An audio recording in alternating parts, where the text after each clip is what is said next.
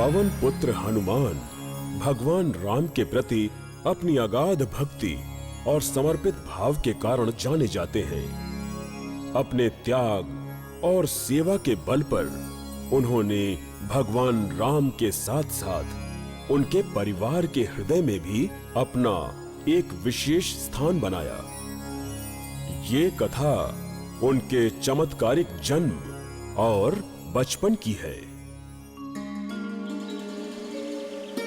वर्षों पहले मेरु पर्वत पर महान ऋषि गौतम का आश्रम हुआ करता था। वहां केशरी और अंजना नामक वानर का एक जोड़ा रहता था। अंजना अपूर्व सुंदरी थी, किंतु एक श्राप के कारण वो वानर बन गई थी और ये श्राप तभी निष्प्रभावी हो सकता था जब वो भगवान शिव के अवतार को जन्म दे। मुझे संतान का वरदान दे मेरे प्रभु। अंजना की प्रार्थना शीघ्र ही साकार हो गई। पुत्र की प्राप्ति के लिए राजा दशरथ ने एक यज्ञ का आयोजन किया था। आशीर्वाद स्वरूप यज्ञ से उन्हें अमृत कलश की प्राप्ति हुई। वो इसे अपनी पत्नियों के साथ बांटना चाहते थे, परंतु वायु के देवता पवन ने इसे अंजना को ले जाकर दे दिया।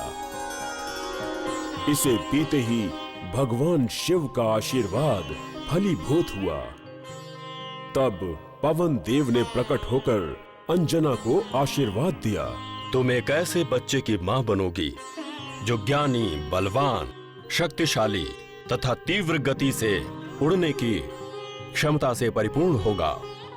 मुझे वरदान मिल गया, मुझे वरदान मिल गया, मुझे वरदान मिल गया। निश्चित अवधि के भीतर ही अंजना ने एक वानर जैसे मुख वाले बच्चे को जन्म दिया। केशरी और अंजना ने उस बच्चे का नाम वज्र अंग रखा, जिसे आज हम सब बजरंग कहते हैं। बजरंग का अर्थ है लोहे के शरीर वाला। आश्चर्यजनक शक्तियों के साथ वो बच्चा बढ़ने लगा। एक दिन अंजना, मैं कुछ ही समय में वापस आ जाऊंगा। अंजना भी बजरंग को सोता छोड़कर फल फूल एकत्रित करने चली गई। कुछ समय पश्चात बजरंग की नींद खुल गई। माँ, कहाँ हो तुम? मुझे बहुत भूख लगी है। बजरंग कुछ खाने के लिए इधर-उधर देखने लगा। अचानक उसकी आंखें आसमान में उगते हुए लाल सूर्य पर पड़ी, जो एक सुंदर स्वादिष्ट फल की भांति प्रतीत हो रहा था। अरे वाह, क्या फल है! मैं इसे खाऊंगा। फिर क्या था, पवन देव से हवा में उड़ने का आशीर्वाद पाने के कारण बजरंग सूर्य को खाने के लिए हवा में उड़ चला। वो अत्यंत तीव्र गति से आसमान को चीरता हुआ आगे बढ़ रहा था। अपने बच्चे को यूं उड़ता हुआ देख पवन देव भयभीत हो गए। मुझे सूर्य देव से इसकी अवश्य ही रक्षा करनी होगी, वो भी शीघ्र। कुछ ऐसा हुआ कि उसी दिन सूर्य ग्रहण लगने वाला था और राहु सूर्य को निगलने के लिए आगे बढ़ रहा था। हाँ? ये कौन है जो सूर्य की ओर बढ़ रहा है? अच्छा, तो ये भी इस फल को खाना चाहता है। अपने फल को बचाने के लिए बजरंग ने राहु को अपनी शक्तियों से भयभीत करके वहां से भगा दिया। तेजी से भागकर राहु इंद्र की शरण में जा पहुंचा। हे इंद्रदेव, कृपया मेरी रक्षा करें। क्या हुआ? क्या बात है? हे इंद्रदेव, एक छोटे से वानर ने मुझे डरा दिया और मैं कुछ भी नहीं कर पाया। ये सुनकर इंद्र आग बबूला हो उठे। बताओ, वो छोटा दुष्ट वानर कहाँ है? वो जहाँ भी है हम उसे अवश्य दंडित करेंगे। इंद्र ने अपने विशेष शस्त्र वज्रायुधम को फेंककर बजरंग पर प्रहार किया, जिससे बजरंग की ठुड्डी पर चोट लग गई और वो मूर्छित होकर धरती पर गिर पड़े। पवन देव ये देखकर अत्यंत आहत हो गए और भारी मन से बच्चे को एक गुफा में लाकर क्रोधित होकर बोले, मैं हर एक को कठोर दंड दूंगा, संपूर्ण पृथ्वी को दंड दूंगा। मैं उसको दंड दूंगा जिसने मेरे पुत्र को चोट पहुंचाई। धरती पर अब प्राणवायु का संचार नहीं होगा। पवन देव के इस निश्चय से धरती पर हर जगह त्राहि त्राहि मच गई। देवता लोग भी परेशान हो गए। वो सभी सृष्टि के रचयिता ब्रह्मा जी के पास पहुंचे और उनसे कल्याण हेतु विनती करने लगे। मैं अवश्य कुछ करूंगा। इंद्र, आप देवताओं के राजा हैं। आपने उस छोटे बालक को मारा जो मात्र अपनी भूख मिटाना चाहता था। अब यदि आप स्वयं उसके पिता के समक्ष जाकर उनसे क्षमा याचना करेंगे तो मैं कुछ प्रयास करूंगा। अपनी भूल स्वीकार करते हुए इंद्र ने लज्जित होकर कहा, आपकी इच्छा का अवश्य पालन होगा। ब्रह्मा और इंद्र पवन देव से जाकर मिले। हे वायुदेव, आप इनके अपराध को क्षमा करें। इन्होंने क्रोध में आकर आपके पुत्र को मारा था। परमपिता ब्रह्मा के स्नेहपूर्ण स्पर्श के प्रभाव से बजरंग ने आंखें खोल दी और वो उठ बैठा। उस नन्हे बालक ने वहां उपस्थित सभी को हाथ जोड़कर आदर पूर्वक प्रणाम किया। सभी देवों को मेरा प्रणाम। इस नन्हे बालक पर शस्त्र का प्रयोग करने के कारण मैं बहुत लज्जित हूँ। मैं तुम्हें आशीर्वाद देता हूँ कि आज से तुम पर शस्त्रों का प्रभाव नहीं पड़ेगा। मैं तुम्हें अमरत्व का आशीर्वाद देता हूँ। मृत्यु सदैव तुमसे दूर रहेगी। अग्नि तुम्हें जला नहीं सकेगी। इस घटना के पश्चात भी बजरंग का नटखटपन कम नहीं हुआ। वो अब भी ऋषि मुनियों को सताते रहते थे। सदा की भांति एक दिन जब बजरंग ने एक ध्यानमग्न ऋषि की कंकड़ मारकर तंद्रा भंग कर दी तो वो क्रोधित हो उठे। मैं तुम्हें शाप देता हूँ कि तुम्हें अपनी शक्तियों और वरदानों का बोध सिर्फ तभी होगा जब तुम्हें कोई उनका स्मरण करवाएगा। ये सब सुनकर हनुमान का मन शांत हो गया और वो ऋषियों से ज्ञान प्राप्त करने लगे। कुछ दिनों पश्चात एक दिन, पिताश्री, कृपया आप गुरु बनकर मुझे वेद पढ़ाएं। मेरे पुत्र, मैं इतना ज्ञानी नहीं हूं कि तुम्हें पढ़ा सकूं। यदि तुमने अध्ययन का निश्चय कर लिया है तो मात्र सूर्य देव ही तुम्हें पढ़ा सकते हैं और वही तुम्हारे गुरु बन सकते हैं। ये सुनते ही हनुमान उड़कर सीधे सूर्य देव के पास जा पहुंचे। हे हनुमान, तुम फिर आ गए। तुम किस प्रयोजन से आए हो? क्या इस बार तुम फिर मुझे निगलने आए हो? नहीं सूर्यदेव, मैं अब बच्चा नहीं रहा। मैं अब बड़ा हो गया हूँ तथा आपसे ज्ञान प्राप्त करना चाहता हूँ। तो फिर? ज्ञान की भूख मुझे आपके पास ले आई है। जब आप करोड़ों ऋषि मुनियों को ज्ञान दे सकते हैं तो फिर मुझे क्यों नहीं दे सकते? मुझे भी आप वेद का ज्ञान दे सूर्यदेव। मैं निरंतर गतिमान रहता हूँ, इसीलिए तुम्हें ज्ञान कैसे दे पाऊंगा? मैं आपके साथ घूमता रहूंगा तथा ज्ञान अर्जित करता रहूंगा। ठीक है, मैं तुम्हें ज्ञान दूंगा। ध्यान से सुनना। मैं किसी भी पाठ को दोहराऊंगा नहीं। मेरा अनुसरण करके सीखते चलो। तुम मेरे प्रिय शिष्य बन जाओगे। इतना कहकर सूर्यदेव प्रकाश की तेज गति से वहां से आगे बढ़ चले। हनुमान भी उनके साथ साथ आगे बढ़ते हुए ज्ञान अर्जन करते रहे। 60 कक्षाओं में हनुमान ने संपूर्ण ज्ञान की प्राप्ति कर ली। सूर्यदेव हनुमान से अत्यंत प्रसन्न हुए। धन्यवाद गुरुदेव। मैं बहुत हर्षित हूँ कि आपने मुझे वेदों का ज्ञान दिया। मैं आपका आभार प्रकट करता हूँ। हनुमान, मैं तुमसे प्रसन्न हूँ। अब समय आ गया है कि तुम मुझे गुरु दक्षिणा दो। हे गुरुदेव, कृपया मुझे बताएं कि मैं आपको गुरु दक्षिणा के रूप में क्या दे सकता हूँ? मैं केवल ये चाहता हूँ कि तुम वानर राज सुग्रीव के मंत्री बन जाओ। वो मेरा पुत्र है तथा मैं चाहता हूँ कि अब से लेकर जीवन पर्यंत तुम उसकी रक्षा का उत्तरदायित्व अपने कंधों पर ले लो। मेरे लिए इससे बड़े सम्मान की बात और क्या हो सकती है। मैं सदैव आपके पुत्र की रक्षा करने का संकल्प उठाता हूँ गुरुदेव। इतना कहकर हनुमान सूर्य देव का आशीर्वाद लेकर वहां से चले गए। हनुमान पारंपरिक विषयों में सर्वज्ञानी तथा अनेकों शक्तियों से परिपूर्ण थे। राम के वनवास के समय रावण, जो कि लंका का दुष्ट राजा था, वो सीता को उठाकर ले गया था। राम और लक्ष्मण सीता को किसी भी प्रकार से खोज कर लाना चाहते थे। ऐसे में एक दिन खोजते खोजते एक राक्षस अचानक उनके सामने आ गया। उस दुष्ट राक्षस ने राम और लक्ष्मण को अपनी दोनों भुजाओं में दबा लिया। वाह, क्या बात है! आज एक नहीं, दो भोजन प्राप्त हुए हैं। राम और लक्ष्मण ने उस राक्षस का वध कर दिया और उस राक्षस का दाह संस्कार भी कर दिया। चिता की अग्नि से एक दैवीय पुरुष प्रकट हुआ। मैं एक गंधर्व हूँ, मेरा नाम कबंध है। एक श्राप के कारण मैं राक्षस बन गया था, पर आज मुझे मुक्ति मिल गई। यदि आप सीता को खोजना चाहते हैं तो सुग्रीव के पास जाइए, जो सारे वानरों के राजा हैं। वो आपकी मदद करेंगे। आप पश्चिम की ओर जाइए, आपको पंपा नामक झील मिलेगी।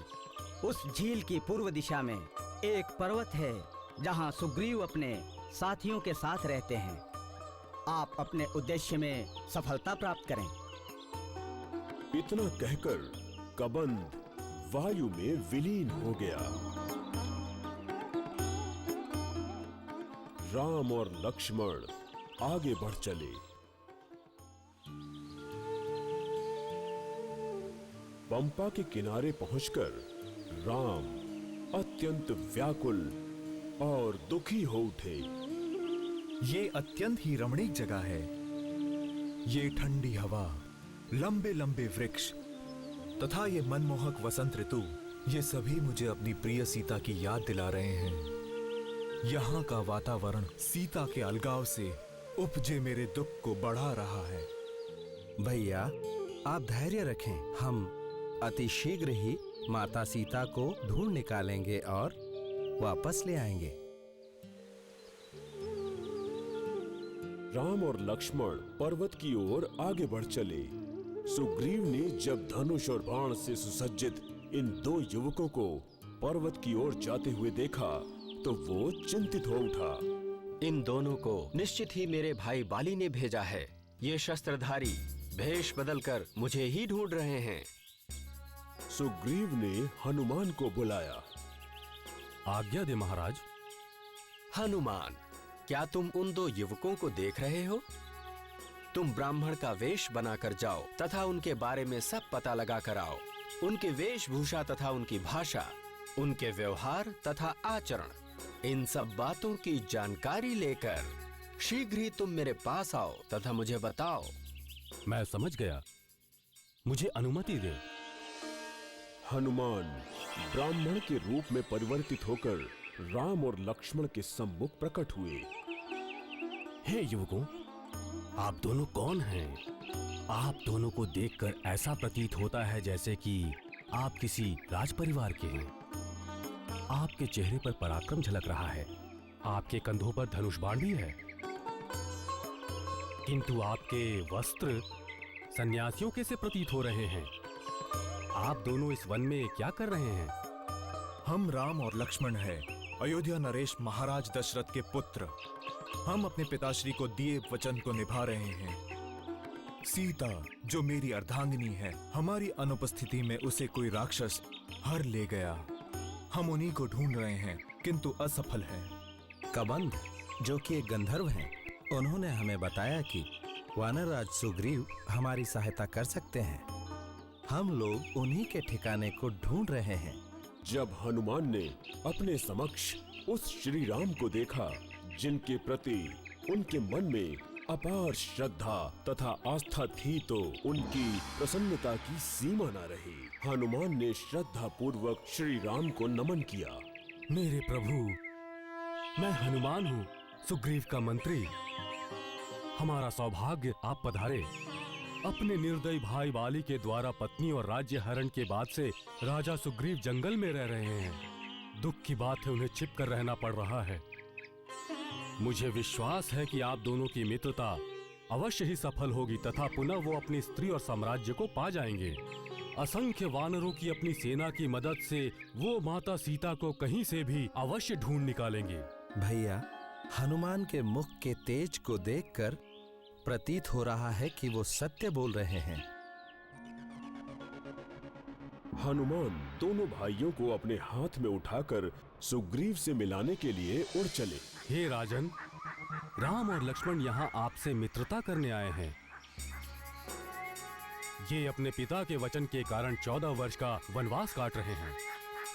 इनकी पत्नी सीता का हरण हो गया है। हमारी सहायता से ये उन्हें खोजना चाहते हैं। इनकी मित्रता आपकी पत्नी और साम्राज्य दोनों को वापस लाने में सहायक होगी। ये हमारा सौभाग्य है कि आज हमें इन दोनों का सानिध्य प्राप्त हुआ है। ये मेरे लिए अत्यंत हितकारक तथा सम्मान की बात है कि आप मेरी वानर सेना के कारण मुझसे मित्रता करने की चाह रखते हैं। मेरी अर्धांगिनी का हरण करने वाले राक्षस ने मुझे अत्यधिक कष्ट पहुंचाया है। बताओ सुग्रीव, मेरी सीता का हरण किसने किया है? सुग्रीव की आंखों से आंसू छलक पड़े। महाराज, मैं उसे नहीं जानता, परंतु मैं आपको वचन देता हूँ कि माता सीता को ढूंढने का पूर्ण प्रयास करूंगा। सुग्रीव ने हनुमान को आदेश दिया। हनुमान, मैं तुम्हें माता सीता को ढूंढने के अभियान का नेतृत्व सौंपता हूँ। हनुमान ने लकड़ी की कुछ टहनियां इकट्ठा कर उसमें अग्नि प्रज्वलित की। उस अग्नि को साक्षी मानकर राम और सुग्रीव ने सच्ची मित्रता की शपथ ली। हमारी मित्रता सदैव बनी रहे। हम एक दूसरे के सुख दुख में सदैव साथ रहेंगे। अपने आराध्य श्री राम के दर्शन के पश्चात हनुमान ने शेष जीवन में अपने आराध्य श्री राम का साथ न छोड़ने और उनकी सेवा सदा करते रहने का निर्णय लिया। हनुमान के लिए जीवन का सबसे पावन उद्देश्य श्री राम की भक्ति थी। ये घटना हनुमान की अपने प्रभु श्री राम के प्रति निस्वार्थ प्रेम, आदर, समर्पण, त्याग, पूजा तथा बलिदान जैसे भावों को दर्शाती है। सीता माता के हरण के पश्चात श्री राम ने हनुमान को सोने की अंगूठी देते हुए कहा, हनुमान, जब सीता से मिलोगे उसे ये अंगूठी देना, वो इसे पहचान लेगी। हनुमान ने बड़े ही आदर भाव से अंगूठी को अपने मस्तक से लगाया तथा अपने प्रभु को प्रणाम करते हुए कहा, मुझे आशीर्वाद दे प्रभु, मैं अवश्य शुभ समाचार लेकर आऊंगा। श्री राम ने हनुमान से कहा, सुनो पवन पुत्र, तुम अपनी शक्ति, धैर्य तथा शूरता के बल पर अवश्य ही सीता को ढूंढ लोगे। अब तुम जाओ। हनुमान, मैं तुम्हें वानर सेना का सेनापति नियुक्त करता हूँ। इस कार्य में राजकुमार अंगद तुम्हारे साथ रहेगा और तुम्हें माता सीता का पता लगाने के लिए 1 माह का समय दिया जा रहा है। किष्किंधा नरेश सुग्रीव ने अपनी सेना को चारों दिशाओं में भेजा। हनुमान तथा अंगद दक्षिण की ओर चल पड़े। उत्तेजित वानर गरजते शोर मचाते हुए उनके पीछे पीछे उसी दिशा में चल पड़े। उन्होंने माता सीता को हर जगह ढूंढा, नदियों में, तालाबों में, पर्वतों में, कंदराओं में, वनों में, परंतु जब माता सीता कहीं नहीं मिली तो वो सभी निराश हो गए और अत्यंत व्यथित हो उठे। हमने सभी जगह ढूंढा किंतु माता सीता का पता नहीं चला। किंतु निराश मत होइए, हम पुनः हिम्मत जुटाकर उन्हें ढूंढते हैं। अब चलिए हम अपना कार्य आरंभ करें। माते, मैं आपके मुख में जाकर वापस आ गया हूँ। क्या अब मैं अपने कार्य पर जा सकता हूँ? मेरी बात ध्यान से सुनो सुंदरी सीता, तुम्हें मुझसे विवाह करना ही होगा। रावण, ये कभी नहीं होगा। मैं हनुमान हूँ, प्रभु राम का सेवक हूँ। मैं यहाँ आपकी सेवा में आया हूँ। झूठ मत बोलो। यदि तुम्हें प्रभु राम ने भेजा है तो तुमने इतना बड़ा सागर कैसे पार कर लिया? मेरी इच्छा है कि युद्ध क्षेत्र में जाकर तुम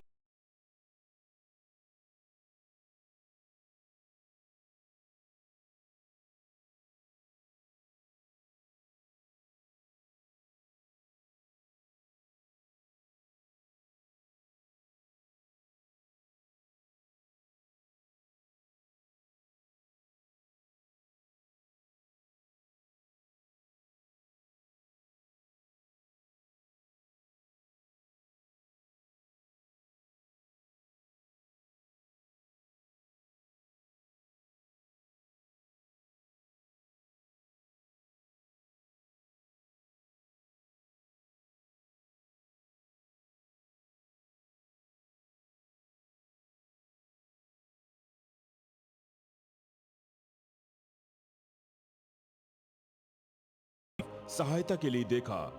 एक सामान्य अग्नि को जल से बुझाया जा सकता है, परंतु जब अग्नि किसी ब्राह्मण के आहत होने के उपरांत उत्पन्न हुई हो, तब वो अग्नि चोर के संपूर्ण परिवार का समूल नाश कर देती है।